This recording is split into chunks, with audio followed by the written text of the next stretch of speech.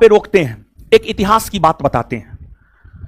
आप भारत देश के नेचर को समझिए कि भारत कैसा देश है, भारत कितना महान देश है। आप समझिए इसको, भारत कितना महान देश है, आप इस बात को समझिए। भारत के स्थान पर विश्व का कोई देश है होता इतनी उदारता नहीं दिखाता, इतनी उदारता नहीं दिखाता। भारत की महानता क्या है समझिए। आप सब लोग जानते हैं कि भारत का विभाजन हुआ और पाकिस्तान बना। पाकिस्तान का निर्माण एक मुस्लिम राष्ट्र के तौर पर हुआ, पाकिस्तान का निर्माण एक मुस्लिम राष्ट्र के तौर पर हुआ। मुसलमानों के लिए पाकिस्तान बना, लेकिन फिर भी उस समय की कांग्रेस, उस समय भारतीय राष्ट्रीय कांग्रेस के नेता महात्मा गांधी, सरदार पटेल, जवाहरलाल नेहरू जैसे नेताओं ने यह तय किया कि ठीक है, पाकिस्तान का निर्माण मुसलमानों के लिए हुआ है, पाकिस्तान एक मुस्लिम कंट्री है, लेकिन अगर कोई मुस्लिम यह चाहता है कि वह पाकिस्तान नहीं जाए, मुस्लिम अगर भारत में रहना चाहता है वो भारत में ही रहे।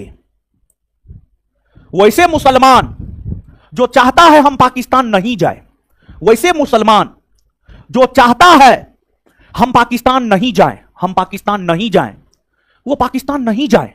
ठीक है, पाकिस्तान का निर्माण मुसलमानों के लिए हुआ है, पाकिस्तान का निर्माण मुसलमानों के लिए हुआ है, ये अलग बात है। लेकिन वैसे मुसलमान जो भारत में रहना चाहता है वो भारत में रहे।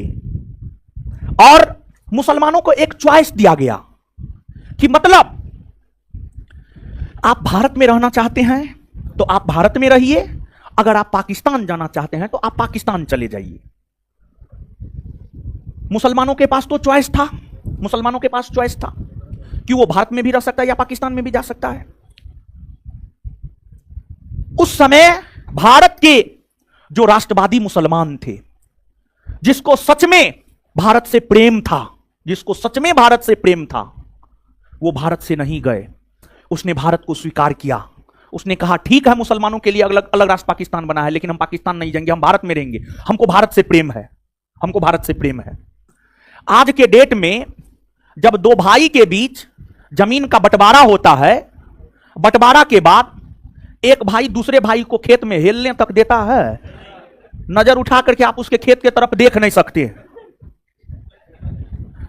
या फिर अगर मान लिया जाए दोनों भाई का खेत आपस में सटा हुआ है, एक भाई का जानवर जो है दूसरे भाई के खेत में चल जाता है तो कितना गाली गलौज होता है, कितना लड़ाई झगड़ा होता है, थोड़ा सोच करके देखिए, होता है या नहीं होता है। तो भारत की महानता को आप समझिए कि मुसलमानों के लिए पाकिस्तान बना, लेकिन फिर भी भारत ने, भारत की सरकार ने मुसलमानों को कहा आपको जाना है आप जाइए, अगर आपको रहना है आप रहिए भारत में।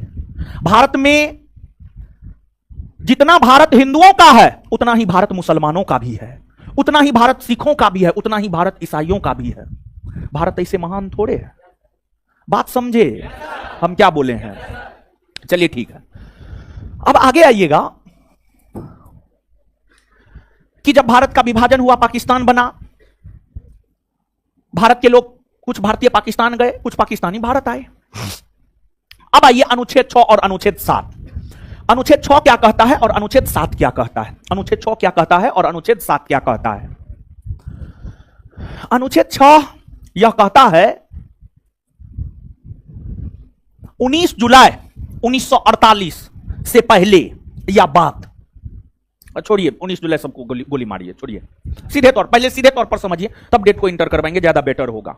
देखिए अनुच्छेद 6 यह कहता है पाकिस्तान से जो लोग भारत आए, पाकिस्तान से जो लोग भारत आए उन्हें भारत की नागरिकता अनुच्छेद 6 के तहत दिया गया।